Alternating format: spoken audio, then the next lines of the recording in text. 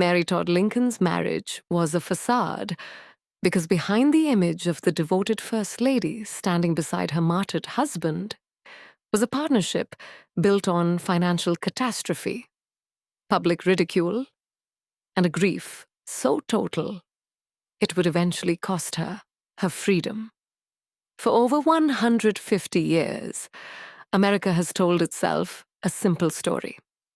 Abraham Lincoln, the humble rail splitter, and Mary Todd, the refined Kentucky belle who believed in him before anyone else did. It's a tidy origin myth for the man on the $5 bill. But the real marriage behind that myth was far stranger, far sadder, and far more human than the legend allows. Mary wasn't just Lincoln's wife. She was arguably the most psychologically punished First Lady in American history. Mocked by the press while she lived, institutionalized by her own son after Lincoln died, and blamed by historians for decades for things that were never entirely her fault. To understand what actually happened inside that marriage, you have to go back before the White House, before the war, before any of it, to a broken engagement in Springfield, Illinois, that almost ended the story before it began. The stakes involve Mary's social standing and sanity being threatened by a marriage that placed her, again and again, at the exact center of the era's greatest catastrophes. Mary Todd came from a prominent, slaveholding Lexington, Kentucky family. She was educated, sharp-tongued, fluent in French, and deeply interested in politics at a time when women were expected to have none of their own opinions on the subject.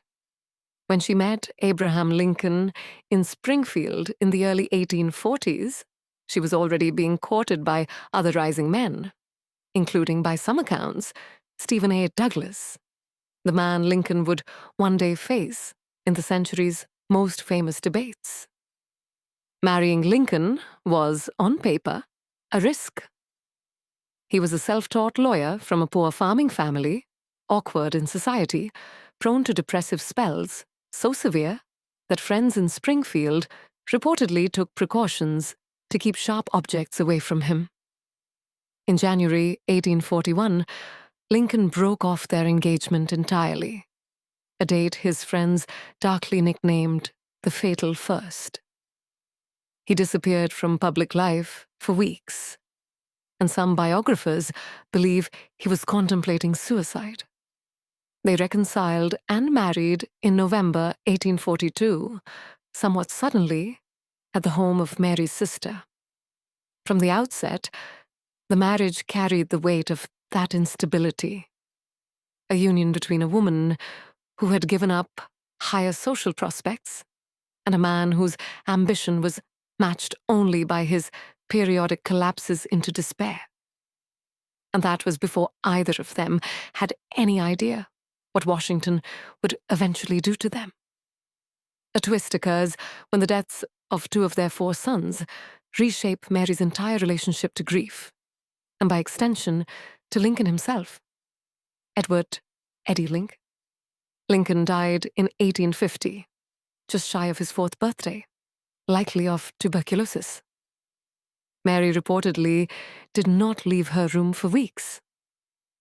Then, in February 1862, in the middle of the White House, in the middle of the Civil War, 11-year-old William Willie Lincoln died of typhoid fever, probably contracted from contaminated water in the White House's own water supply. Mary was so devastated, she could not attend the funeral. She wore mourning black for the rest of the year, and, by multiple contemporary accounts, began seeking out spiritualist mediums, hoping to contact Willie's spirit, a practice that was fashionable in some circles at the time, but which the press seized on to paint her as unstable. Lincoln, meanwhile, was reportedly seen weeping alone in the room where Willie died, even as he was expected to run a war effort losing tens of thousands of men. The marriage in this period was two people grieving in parallel, often unable to reach each other. A twist occurs when Mary's coping mechanism, lavish spending on clothes, jewelry, and White House renovations, collides publicly with a nation at war. Mary oversaw a costly refurbishment of the White House, which had fallen into disrepair, and she personally ran up debts on gowns and accessories that by some estimates exceeded her husband's annual presidential salary. Congress was furious. Newspapers mocked her as extravagant and out of touch, while soldiers died at Antietam and Gettysburg. What's often left out of the caricature is that Mary hid the extent of these debts from Lincoln for fear of his reaction, meaning that even inside their own household, financial secrecy had become part of how the marriage functioned under pressure. She was also a border state woman with Southern family ties whose own half-brothers fought and died for the Confederacy. A fact her political enemies used to whisper that she was secretly disloyal to the Union, despite her fierce public support for her husband's cause. She was, in effect, distrusted by the North for being Southern and disowned by parts of her own Southern family for marrying a Republican. A twist occurs when Mary is sitting beside her husband, holding his hand, at Ford's Theater, the moment John Wilkes Booth fires the shot that will end both the presidency and the marriage in the same instant. Mary was reportedly holding Lincoln's hand and leaning close to him. The last moment of ordinary intimacy in a marriage that had survived depression, dead children, war, and public humiliation, when the gunshot went off, inches away. She was covered in his blood as he was carried across the street to the Peterson house, where she kept a bedside vigil through the night, reportedly so distraught that at one point, Secretary of War Edwin Stanton had her removed from the room. Lincoln died the next morning. Mary was 46 years old, and she would live another 17 years. But the woman who emerged from that night was never the same person who walked into Ford's Theater. The climax reveals that the grief and instability that had shadowed the marriage for 2 decades did not end with Lincoln's death. It consumed the rest of Mary's life, and it was her own surviving son who ultimately decided she could no longer be trusted with her own freedom. In the years after the assassination, Mary's finances collapsed further. Congress was slow to grant her a widow's pension, and she was reduced to publicly, humiliatingly, trying to sell her old dresses and jewelry to raise money. An episode the press mocked as the old clothes scandal. Then in 1871, she lost her third son, Tad, at age 18, to what was likely tuberculosis or heart failure, meaning Mary had now buried 3 of her 4 children, on top of her husband. By 1875, her surviving son, Robert Todd Lincoln, by then a respected lawyer, grew alarmed by what he saw as his mother's erratic behavior. Paranoid fears that someone was trying to kill her, compulsive spending, reports of her wandering hotel corridors in her nightgown, insisting an assassin was outside her door. Robert petitioned a Chicago court to have her declared insane. A jury, all male, as was standard for the era, agreed after a brief and, by modern standards, deeply flawed trial in which Mary had no real chance to defend herself.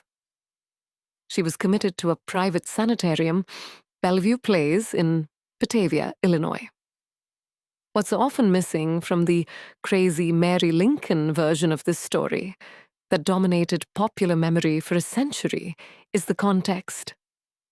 She was a woman who had endured the death of 3 children and a husband murdered beside her, in an era with essentially no concept of trauma or grief counseling, being managed almost entirely by men, a court, a jury, and her own son, who had the legal power to strip her of her autonomy without her meaningful consent.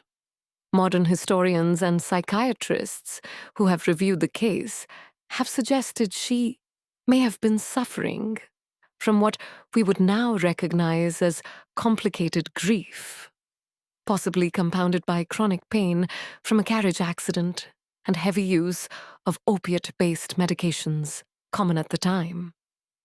Not the madness the era's language insisted on. She was released after roughly 4 months, engineered in part by her own sister and a sympathetic lawyer, and a second court later declared her legally competent again in 1876. But the relationship with Robert never fully recovered. She spent much of her remaining years abroad in France, largely estranged from her only surviving child, before returning to the US and dying in 1882 at her sister's house in Springfield, the same city where she'd met Lincoln 40 years earlier. The conclusion reflects on the theme of how history punishes women for grief it refuses to name properly, and how that punishment shaped Mary Lincoln's legacy far more than her marriage ever did. For most of the 20th century, popular history treated Mary Todd Lincoln as a footnote at best and a shrew at worst, the difficult wife of a saintly president, a woman whose sadness was recast as instability, and whose instability was recast as character flaw.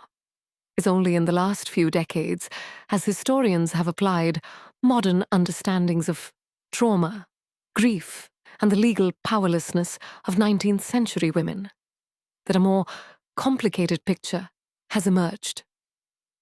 Not a villain, and not simply a victim, but a woman who lived through an almost unbearable accumulation of loss inside a marriage that was, by turns, genuinely loving and genuinely strained by forces neither she nor Lincoln could fully control.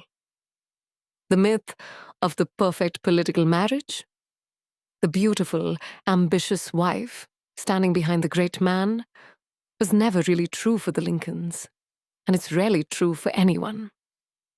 What made their marriage real wasn't the myth. It was the fact that 2 deeply imperfect, deeply wounded people stayed bound to each other through poverty, war, the deaths of their children, and a bullet fired 6 inches from where they sat holding hands, right up until the moment that hand went cold. That's the marriage America was never actually told about.